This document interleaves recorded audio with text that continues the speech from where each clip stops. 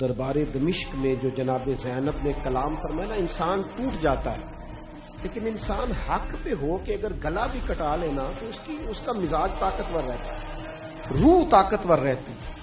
اسے محسوس ہوتا ہے کہ میں کمزور نہیں پڑا۔ یزید نے جب کوئی بات کی نا